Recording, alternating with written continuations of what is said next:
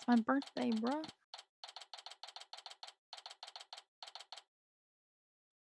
Who's doing this one? I guess Rainy if she wants. October 25th, 9 a.m. District Court, Defendant Lobby, number 3. Oh, my butterflies have butterflies in their stomach. So, what's it like to have your very own case for the first time? My heart hasn't raced this fast since I ran a full marathon last year. If it keeps up, you might want to get you might get lawyer's high. You know, like a runner's high. Relax. Everyone's nervous their first time. God damn it. So, my fears weren't unfounded. After all, today's prosecutor is so terribly brutal and willing to use any means necessary to win a conviction. There's that end that justifies the means concept again. Now that it has come to this, we have no choice but to fight fire with fire. The end justifies the means. I wish he'd stop saying that. That's your method, Professor. I'm going to defend Juniper in my own way. But, Miss Sykes, just yesterday you told me, as a lawyer, what is it that you treasure beyond all else? That's an easy one, Professor. Seeking justice for my clients. Is that an echo one? I think. Yeah, it was. Oh, You're good. okay, fine. But if this trial proceeds in the same manner and ends in the same way as the mock trial, would you not lose everything you've worked so hard to gain? Well, I'll just have to make sure that doesn't happen. Then won't I? But aren't you a stubborn one? Well, I suppose you will have to learn of your own inefficacy the hard way.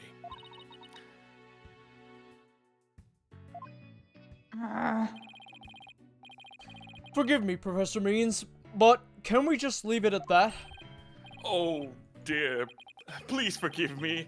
It's just I wish to protect Juniper by any means I can. I do too, but...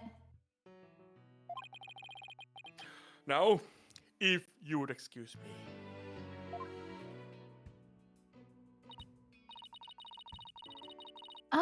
Thanks to him, I'm feeling even more pressure than before. Don't let it get to you, Athena. And don't forget to keep smiling. I'll be fine. And I haven't forgotten what Mr. Wright said.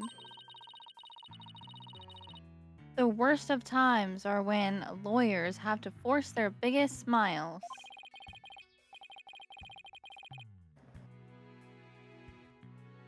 Trial is about to begin. I'll show you to the courtroom if you please. Don't forget to just smile. Apollo, I'm counting on you to support Athena this time. Okay, Mr. Wright. Leave it to me.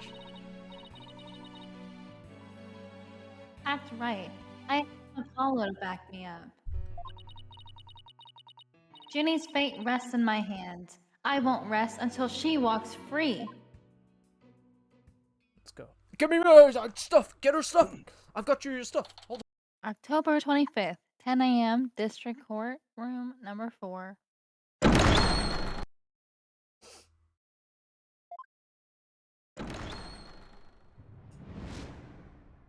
Day 1 of court is now in session. All rise. All rise. Court is now in session for the trial of Juniper Woods. Athena Sykes, defense team leader, is ready, Your Honor. That didn't sound very confident. Are you sure you're okay?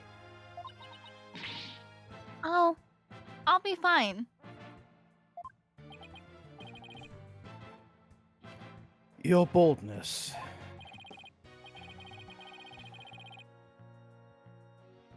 I know. I'm not used to doing this voice. As usual, you want me to deliver the opening statement. Actually, no, I was going to say Oh! you sound a bit weird today.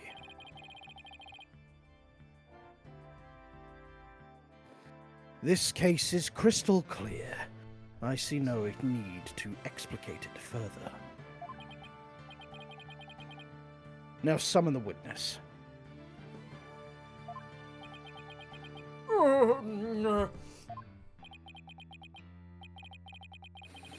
Is there something the matter? Please do share your boldness. Whatever gave you that idea? Beth, please call our first witness.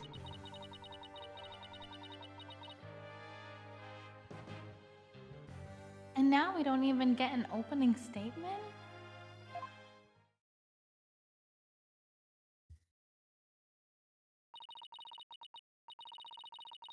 Detective Fulbright. He and Prosecutor Blackwell have become quite the team.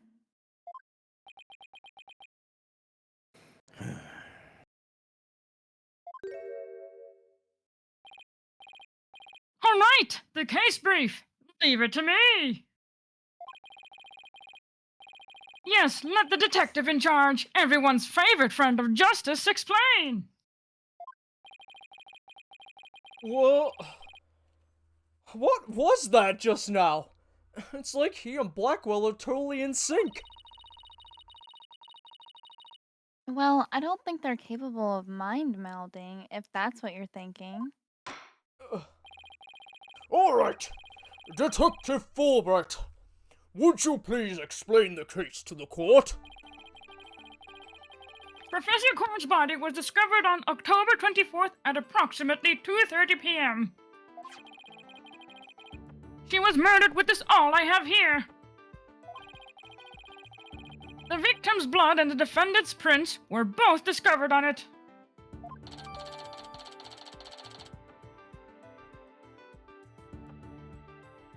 All added to the court record. The weapon used to murder Constance Court. Her blood was found on it along with Junie's fingerprints. Also, I think it's good if Franny does those bits and she won't talk for a while. Okay. Ah! I can do this bits. Fair. Court's autopsy report added to the court record. Oh, what Estimated was time of that? death between 6 and 8 p.m. Cause of death, blood loss from a deep stab wound in the victim's side. I'm sorry. That's something massively broke on my end, even though I fixed it all this afternoon. Piece of shit. Anyway, well, that bird can deliver evidence too. Professor Prosecutor, Blackwell. and we're gonna do it. We're gonna do it once per stream. Blackwell has trained him well. Maybe Blackwell should train. It's not to mess people up here. Maybe Blackwell should train it. You can do it. You can do it, Athena. You're Athena Sykes, and you're fine. Good, Taka. Try it again. You got this. Maybe Blackwell should train it. Should train it not to mess up with people. I can't do it. Why? Maybe you would Maybe train me to Blackwell not should mess train up. it not to mess up with people's hair while he's at it. You've got it. Moving right along. The body was discovered on the outdoor stage, although no blood was found there. However, we detected traces of a massive amount of blood in the third floor art room. In short, the murder took place in the art room. So then, the body had been moved from the art room to the stage. Precisely! And there's one more piece of irrefutable evidence. A recording made by a tape recorder that a school paper reporter hid in the art room. It captured a female voice screaming, "You're a goner!" What's this? You have such a recording?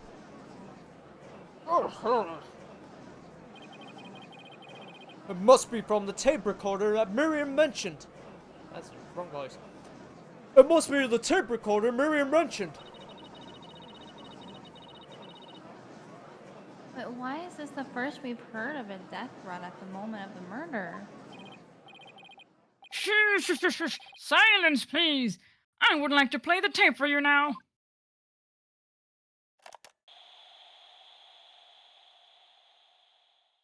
Okay.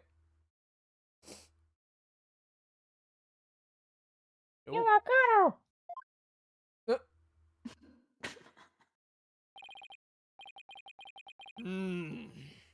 It is quite hard to hear.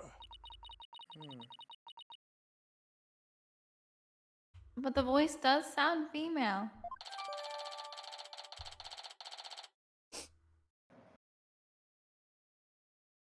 Bratty.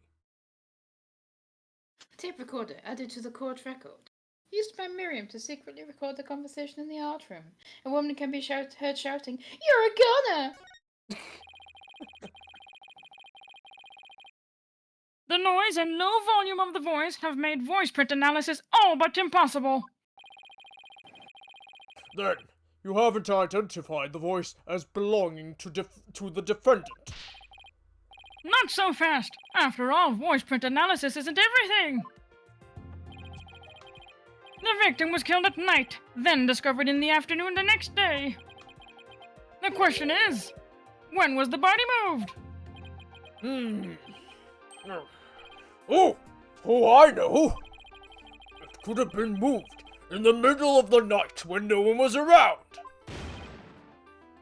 Sorry, but no. The campus was full of students that morning.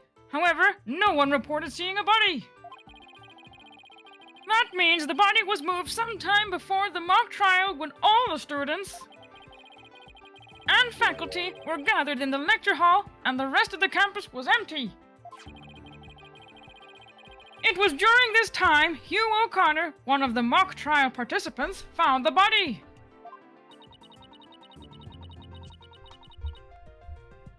So the prosecution heard about the Hugh seeing the body?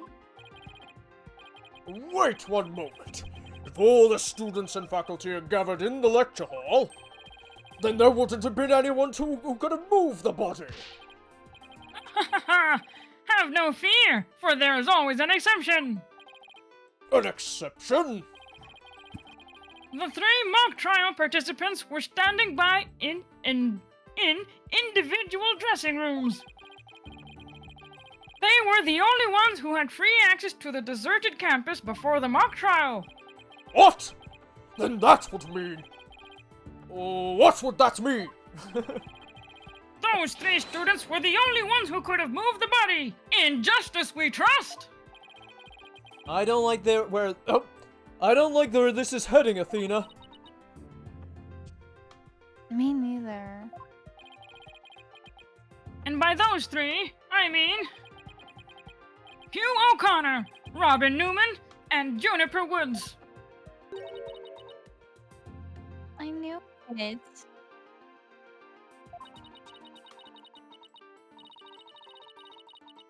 Please, Detective Fulbright, don't say what I think you're gonna say.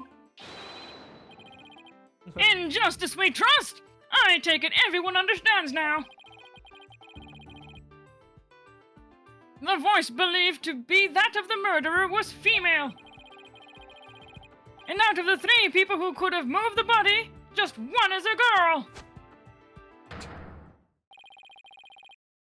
That leaves the defendant, Juniper Woods, as the only possibility.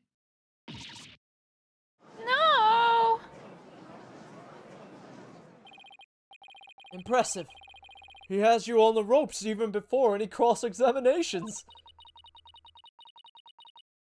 You can at least pretend to be upset for me. A splendid job, Fulbright. That could not be any clearer. Feel free to anticipate a salary raise next month. Oh my god.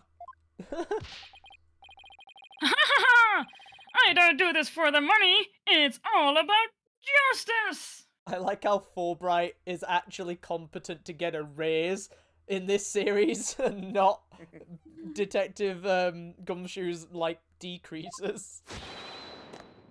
In justice we trust. Not only a half-wit, but perennial stick-in-the-mud you are. I guess neither the carrot nor the stick works on Detective Fulbright. Now, bailiff, bring in our next witness to the stand.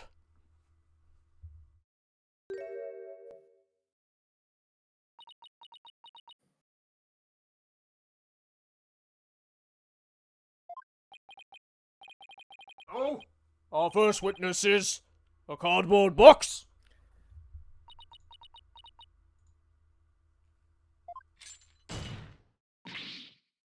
Cack!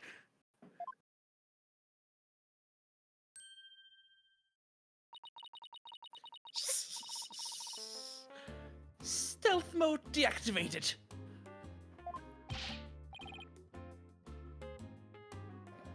Oh my! The box has hands! Smile, Your Honor. Oh! I still wasn't ready. What the dickens? I've just had my picture taken. Miriam Scuttlebutt, senior at the Legal Academy. I'm reporting on the. I'm a reporter on the judge course. Juniper's been a bad girl. I'll tell you all about her crimes.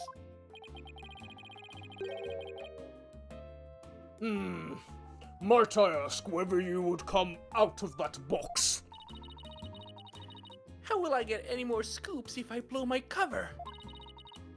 So, the answer is no. After all, covert action is an undercover reporter's bread and butter. But testimony from a faceless witness is highly irregular. Ooh! A former ninja I met in the clink said that exposing those who work in the shadows is to pass a death sentence upon them. Oh my! I never thought of it that way. Very well. If it would spare a life, I'll make a special exception this time. A former ninja in prison? Holy Shinto. How can the judge believe this load of crock? Now, your testimony, please. Oh, but take care not to reveal your face. It's disgusting. We don't want to see that shit.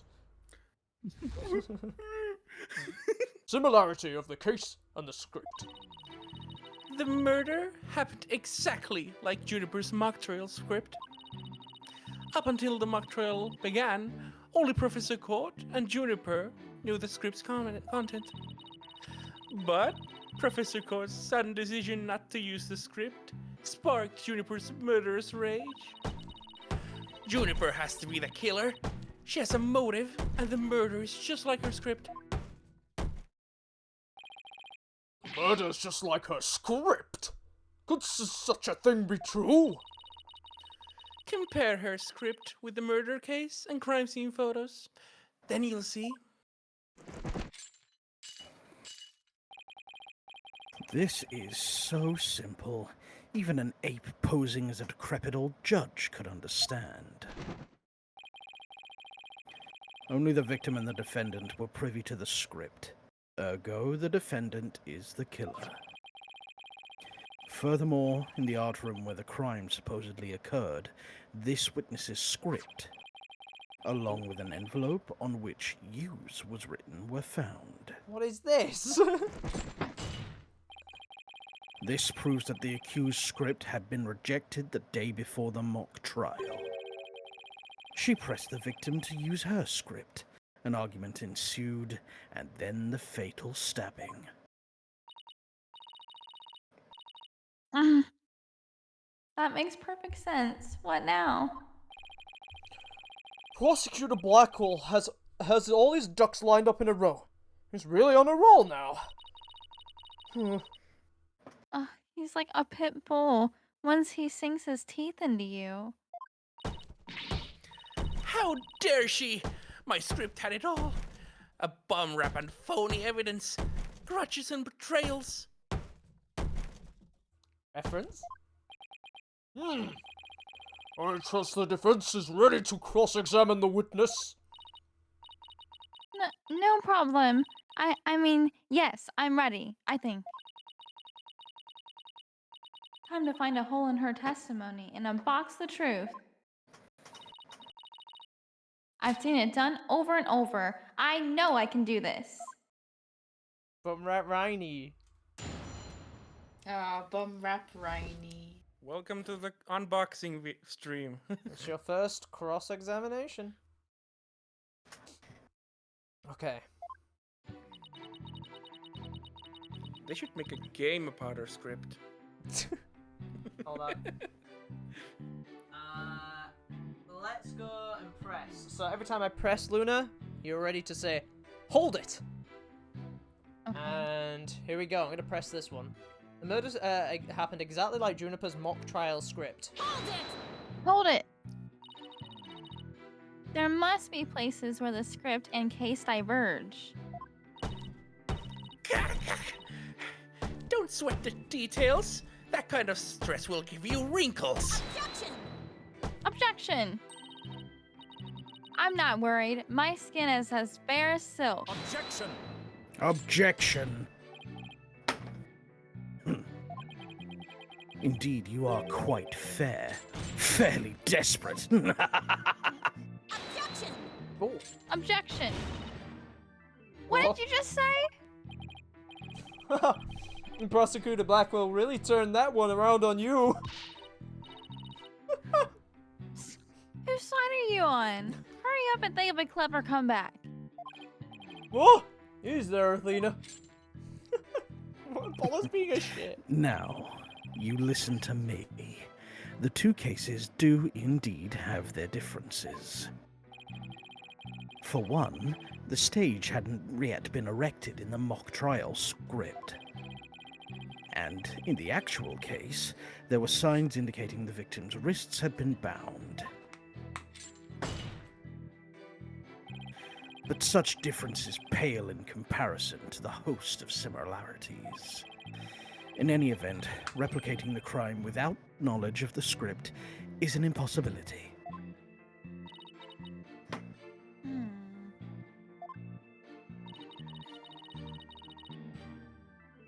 Looks like I won't be passing this off as a coincidence.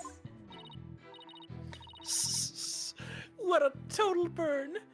Try again, why don't you, Pan of Woods? Up until the mock trial began, only Professor Court and Juniper knew the script's content. That is true, but let's get more information. Hold it! Somebody could have stolen a peek beforehand. I don't think so. I mean, I tried any number of times. Shame on you, Miriam. But that crafty she-devil Juniper has eyes in the back of her head. What chance does your average person have if an undercover reporter like me failed? Interesting point. Still. Miss Scuttlebutt, won't you get in trouble later for admitting to such underhanded tactics? Why? I plead entrapment. How is you blurting out your own crime entrapment? But you haven't scooped me at it. But you haven't scooped me yet. They were all set to use Juniper's script. Okay. But Professor Court's sudden decision to not use the script sparked Juniper's murderous rage. Hold it! How do you know Professor Court wasn't going to use her script? Huh. There in the art room where the heinous crime took place, an envelope marked Use and Miriam Scuttlebutt's script were found. Evidently, the script that was going to be used belonged to the girl in the box over there. It's only natural that my script would be accepted and hers rejected. I introduced all sorts of brand new concepts, including bribery and fake evidence. It was a cutting-edge script, portraying a courtroom battle in the dark age of the law.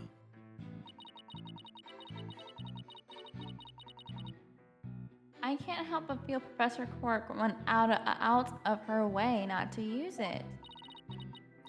But Juniper, she used some devious, underhanded tactics to get her script chosen. That's why her script, and not my masterpiece, was used in the mock trial. How's that for an explanation? Some bullshit. Juniper has to be this killer. She has a motive, and the murder is just like her script. Hold it! Anyone who saw the mock trial could have repeated the crime. After they saw the mock trial, they could have easily staged the body like the script. Objection! Objection! Weary is the trial which pits a hawk against a canary. Objection! Whoa, what did you just say? If he's so worried, he should try humping less. I bet that'll give him. I bet that'll save some energy.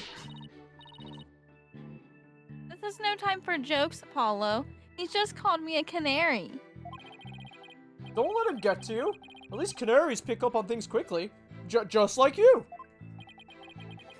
I shan't repeat myself, so listen carefully, Sextonal. Hugh O'Connor discovered the body before the mock trial even began. How could one stage the body as it is in the script before anyone knew its contents? That's right. Do you even fathom the intricacies that go into staging a crime scene? No, I think not. You have the rudimentary mind of an elementary school child. Elementary school? Thanks. Ah! That's great. Reporter's testimony throws attorney Athena Sykes for a loop. The perfect caption. Oh, marvelous! A photo in the newspaper is just the thing to boost your brand. Fuck off, Judge. In a school paper? Seriously? I believe you pressed the witness more than enough, Miss Sykes.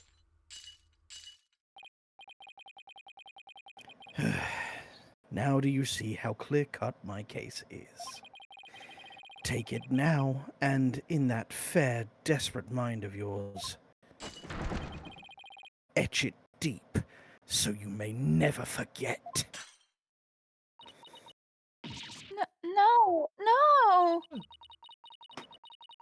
Even my arguments get thrown back in my face. It wasn't supposed to be like this. What am I gonna do? Athena. You should just about have all the answers you've been looking for now. Huh? Think about it this way. If the killer knew the details of the mock trial, would they really commit the crime in the exact same way? I don't follow. Try to place yourself in the killer's shoes. I bet you discover an inconsistency if you do.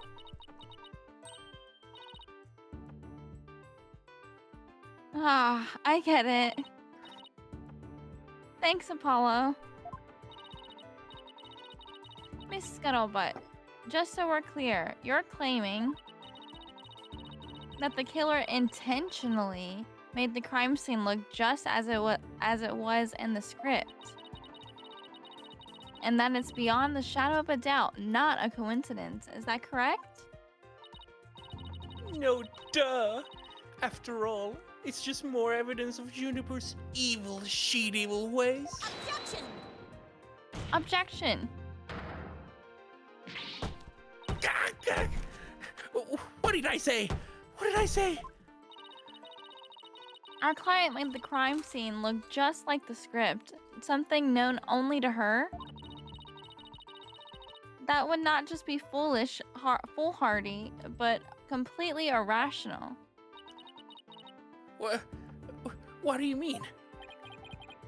Yes, Miss Sykes. Please tell this court what you mean by irrational. It wouldn't make any sense for Junie to mimic her own script on purpose because it would. It would mean leaking the script, right? Trying to remember, because she didn't want the script to be leaked, right? Because of the differences she tried to make. No? Am I getting that wrong? Anyone else wanna Yeah. give their 2 cents? Hey, Tom. Yeah? You've written something very incriminating. Yes. Like, And then you go and do that very thing. and then you go and do the incriminating thing. It would just make her the culprit, Yeah. wouldn't it? Oh, yeah, because... Yeah, okay. Yeah, sorry, we're speaking about not the mock thing, we're speaking about the real thing right now. Yeah, okay. In comparison to the script of the mock thing. Thank you. The murder scene was the same as it was in the mock trial script. That, in itself, is irrational. What's wrong with them being the same? Yes, Miss Sykes. Care to explain what you mean? Okay, let's say for argument's sake that Miss Woods is the killer. If so, then what reason would she have to intentionally make the actual murder mimic her own script? That's easy. She was admitting that she was the... That's right, if she only had really done that. It would have been like proclaiming to the world that she was the killer. So what we actually have here is evidence of someone trying to frame our client. Oh! Oh, that's awesome. The 3 body was found the protractors? day of the mock trial. In short, the day of the details were revealed. So it would be completely inconceivable for the murder to go exactly like the script. Don't let it go to your head just yet. Objection.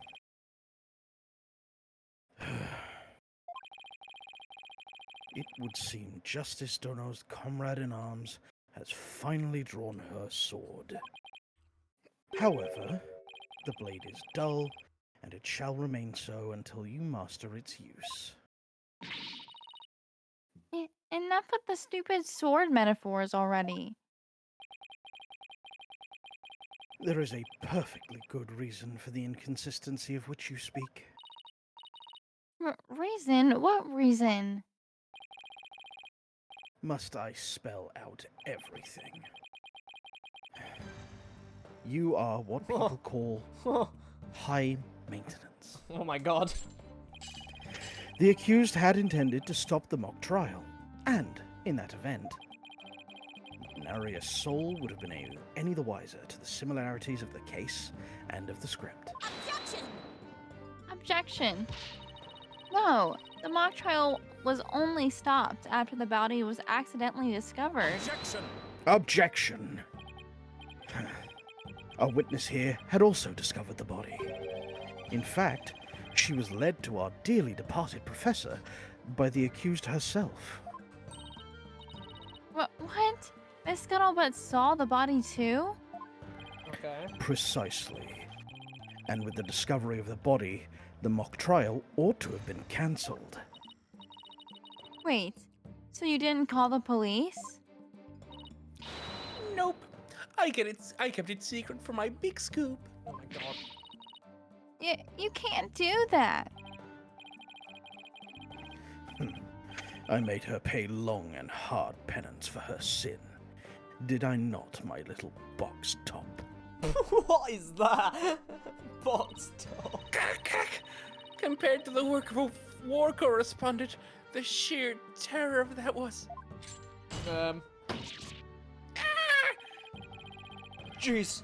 I wonder what the twisted samurai did to her.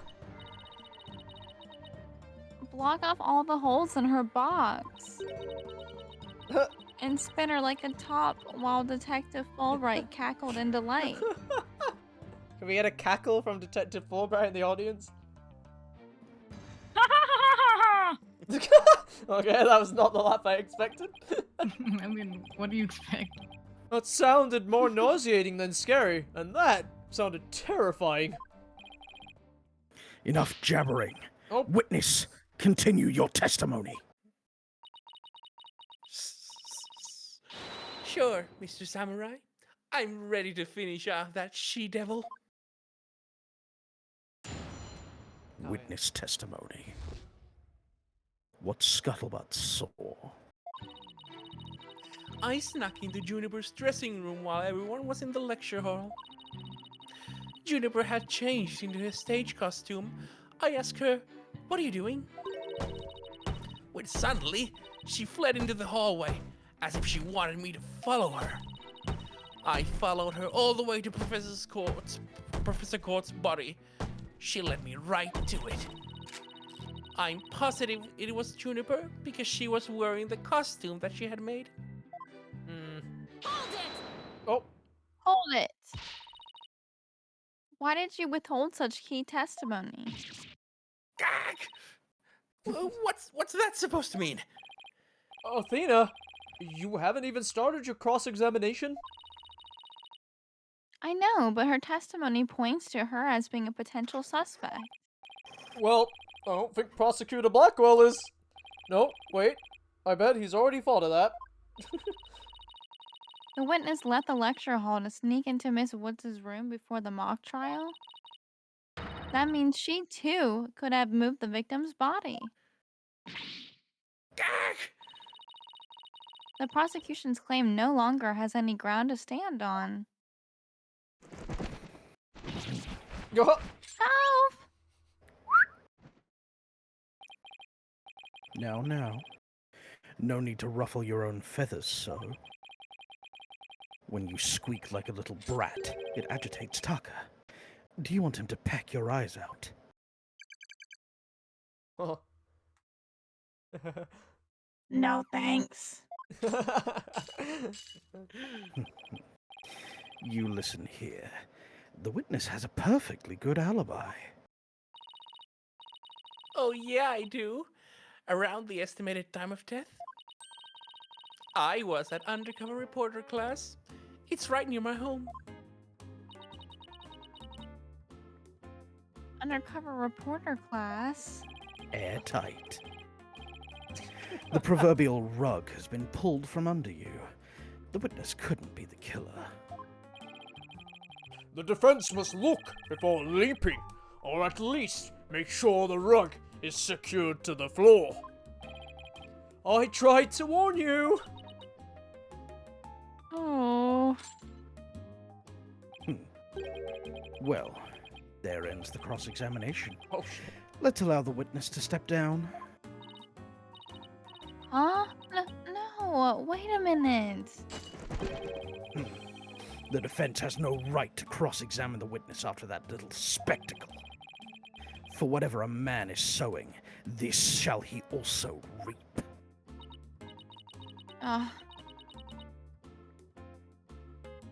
Why can't he say you reap what you sow? Very well. The cross-examination is over. I suppose our witness may go home. Perhaps spend some time in her lovely box and recover from today's stressful events. Don't you worry about me, Your Honor. There's no rest for the wicked or journalist either. My third eye's always eyeing a scoop. Oh.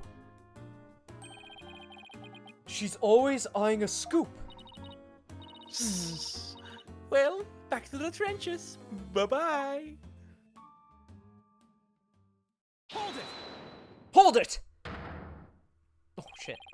Not so fast, Mr. Scuttlebutt. Apollo. There's just one thing I'd like to ask. Did you take a picture of the victim's body? And if not, why not? Well, that is... No, I didn't take one. Well, that's strange. Why wouldn't you take a picture if you're always eyeing a scoop?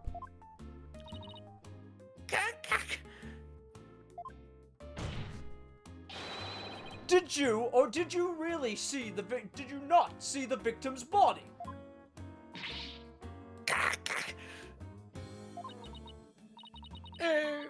It's not like I, actually saw it, but... What the devil? Did you hear that, Your Honor? The witness didn't actually see the body. That completely overturns the prosecution's claim that the witness was led to it. Justice, Dono. You dare bear steel at me again. Hold it. Nice try, boy wonder. So what if I didn't see the body? The fact remains that Juniper led me there. Feast your eyes on this. Oh. What exactly am I looking at here? It's a crucial moment forever frozen in time by my third eye. A photo clearly showing Juniper Woods. Clearly.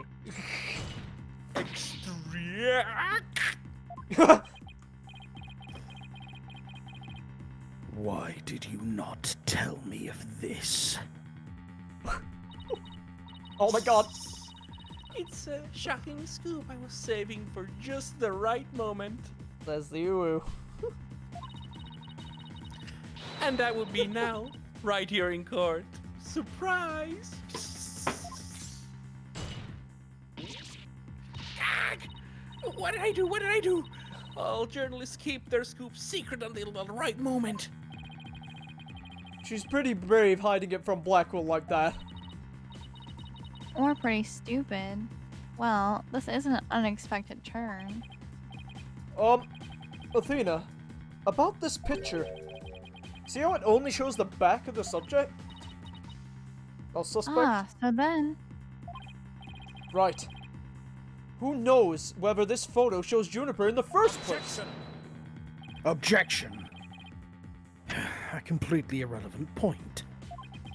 What is relevant here is... there was someone who did try to lead the witness to the body. Take a gander at this, the route by which the accused escaped. The witness pursued the accused this way after she fled from the dressing room.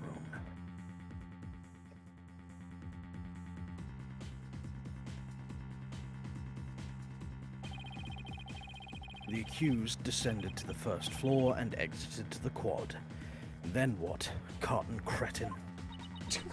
Then I tripped and fell. Caught my knee on my own box.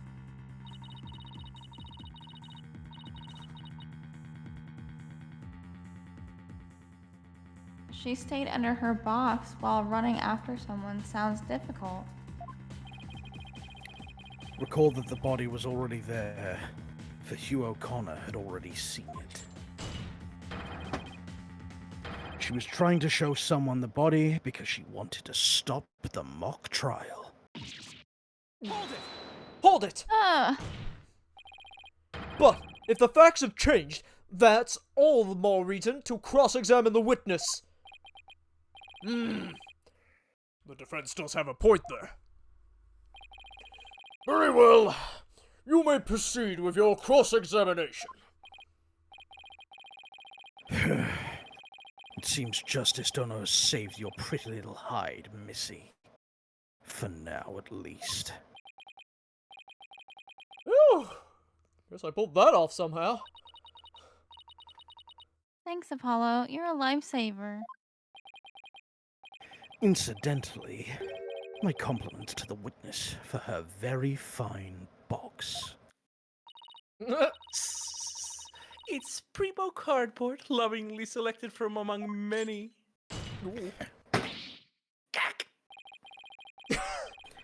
Tell another lie, or hide another fact from me. And I shall put it to the torch.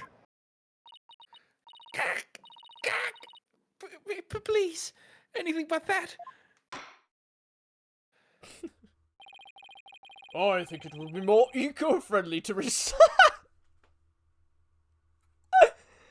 I think it would be more eco-friendly to recycle it. But that's just me. That's a great line. Alright, Miss Sykes, you may cross-examine the witness. This is when you get a chance to say cross-examine.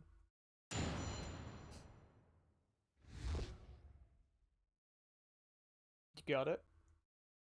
Luna? Cross-examine? Yeah, so when that text comes up, you can say that text and then say the bit afterwards. That's in orange right now.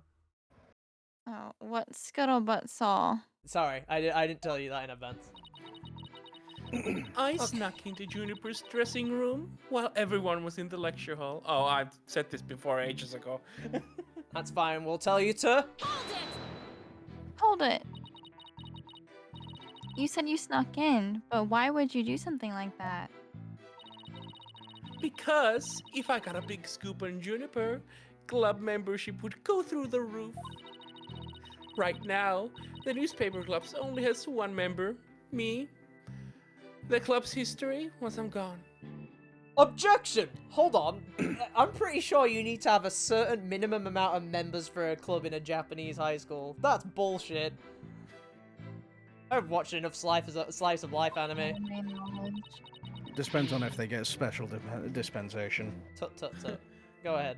So, the theme is Harold's brand recognition is a matter of life and death. Her means may be questionable, but her motive is surprisingly sound. Means extra, Oh. extra. Oh, god damn it. Means students seeking the thrills and chills of expose journalism report to the club room. This has been a paid advertisement. Anyway, where was I? Huh? Never took Miriam for such a go-getter.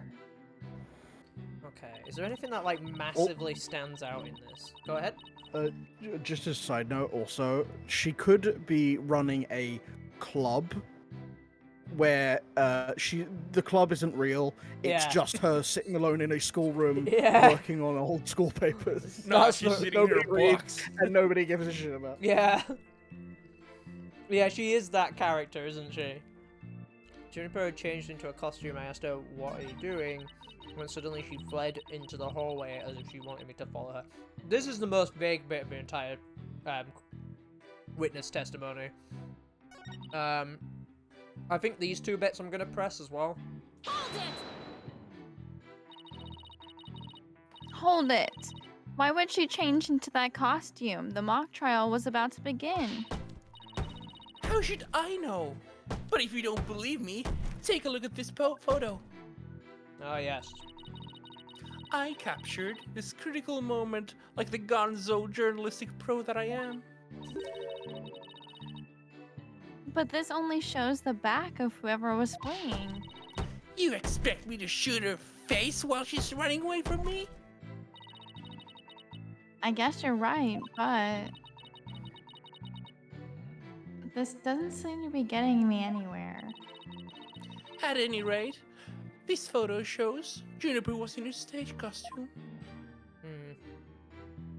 And then this bit. Hold it!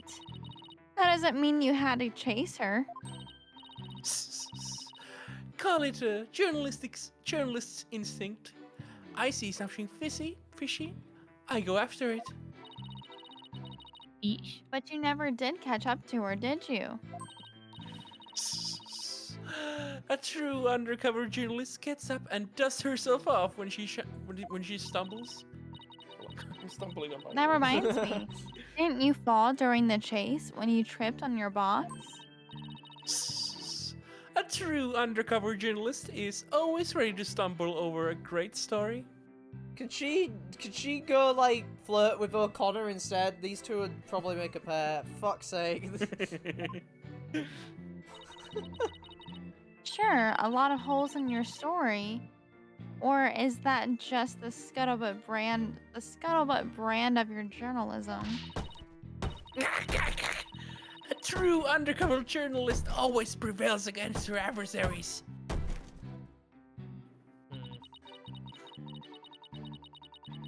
On the way to Professor Cart's body, she led me right to it. Hold it! What would our client have to gain from leading you there?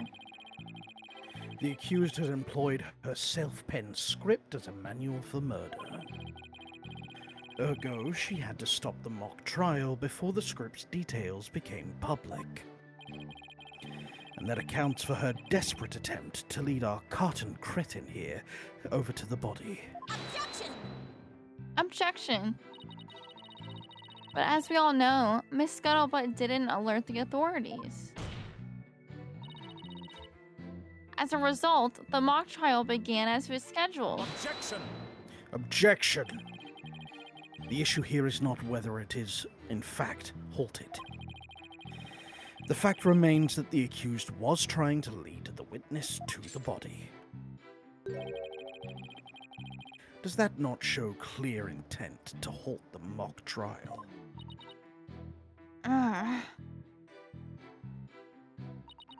Oh.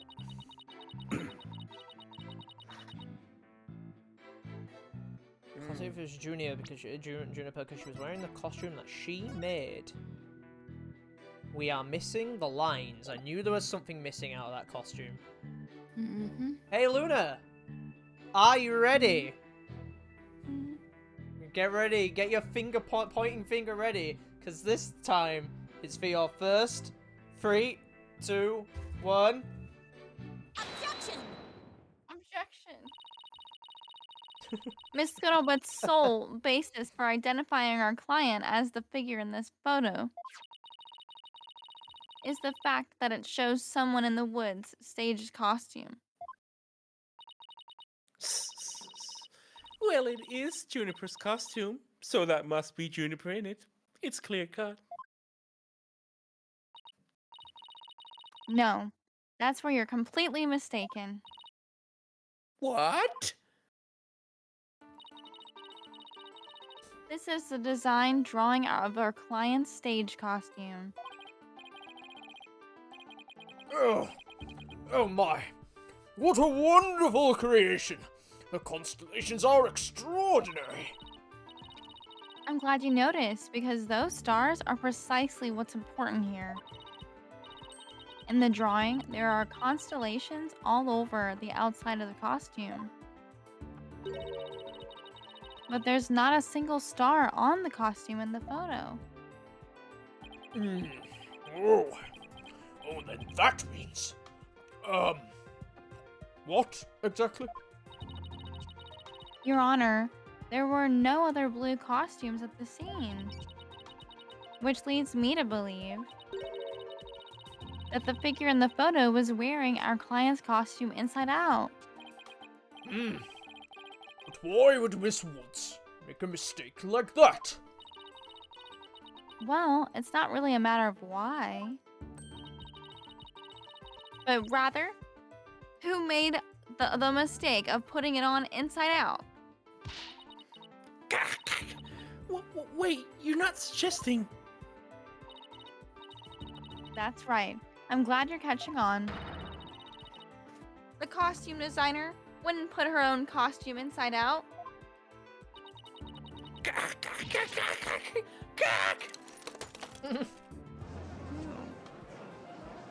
Got little knee pads on. I've just noticed. Sorry, Miss Scuttlebutt, but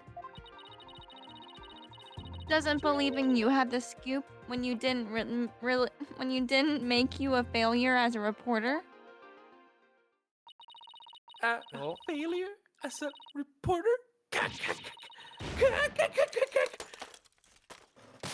Laptop. Oh! There we go. She's got paper clips on her hair. Why, Oh! hello, Miss Scuttlebutt. Nice to meet you, the woman beneath the box. She's a twin-tail son. I saw that shit. You didn't see nothing. Objection! Objection! Now I would have you stop right there, Sykestunner. For it is the why of the matter upon which I would have this court focus. What do you mean? Miss Juniper Woods, Yes? what were you doing on the morning of the mock trial?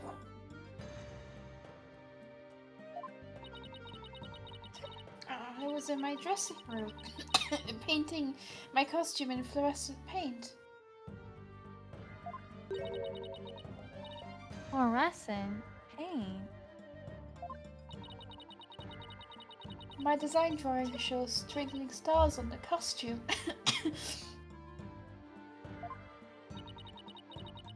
I was going to make the costume shimmer like that by painting the inside fluorescent.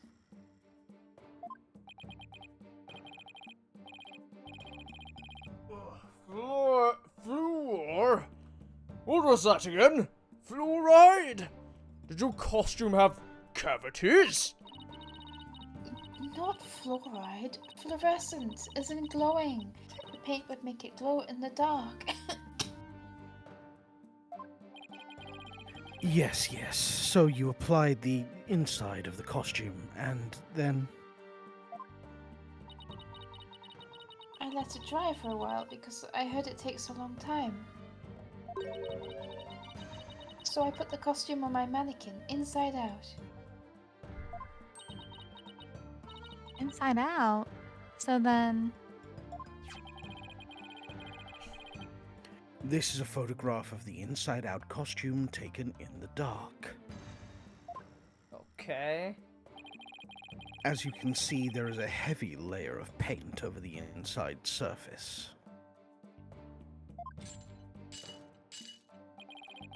If someone were to properly don this costume in this state, the wet paint would get all over their body.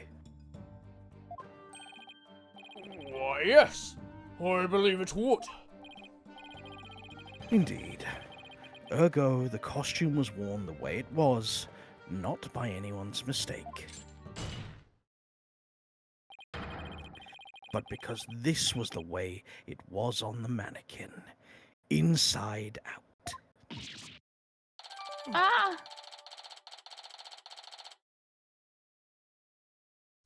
Glowing costume photo added to the court record. A photo of the sage costume taken in a dark room. A coat of fluorescent paint made it glow. Figures he would have a photo. Ugh, did we just fall into his trap? Yeah, I bet Prosecutor Blackwell had it all planned out. Still, I think you should give him this photo. I think you should give this photo a nice, long look. Oh, please. Tell me that you found something that doesn't add up. Check out the chest area. It kinda looks like handprints to me. Hey, you're right. But Junie would know better than to touch it while the paint was still wet. Objection! Objection. I believe the term to describe your thought process is wishful thinking. After all, if master painters make mistakes, why not a rank amateur such as the accused?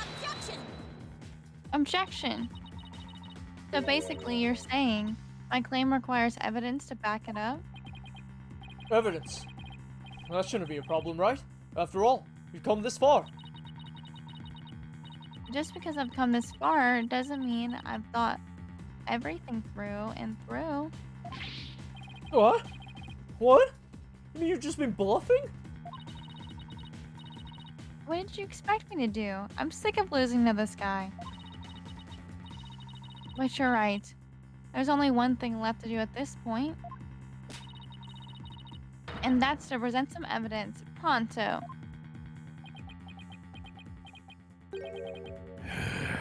A showdown, is it? I gladly accept.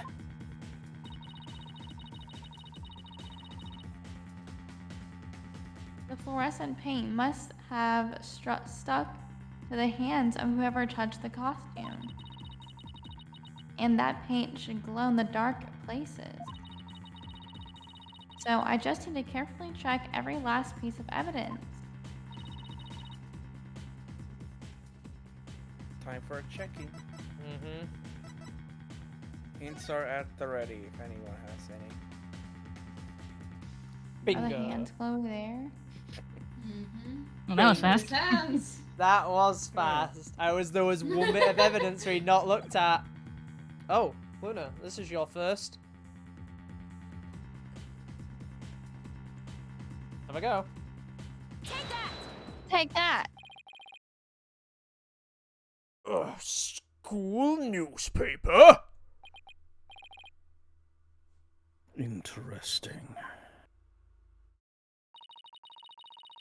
Take a look at the photo where the lights are dimmed and the spotlight isn't on Miss Woods. Observe Mr. Newman's hands in the photo as he stands at the prosecutor's bench. As you can see, it's glowing, just like Miss Woods' fluorescent paint. It's glowing. Quite brightly, I might add. The kid's been rubbing his hands in plutonium. No wonder he screams and deafens us all. I mean, that doesn't work. I haven't even heard him yet. Carry on. But why would he put fluorescent paint on his hands for the mock trial, you may ask? The answer is he wouldn't, not on purpose.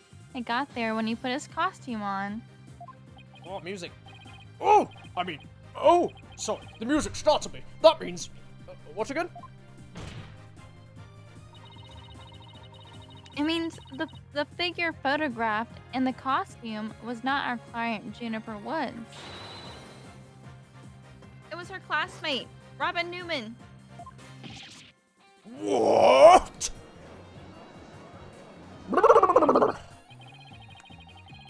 To think you were actually able to prove that. Well, you never know what's going to happen next. That's the thrill of the courtroom. So then... Whoa. Does that mean that Robin is our man? Well, that's certainly how it looked. Very well. Robin Newman it is. He is here in the gallery, I trust. Show yourself. I challenge you to a duel. Oh, here we go.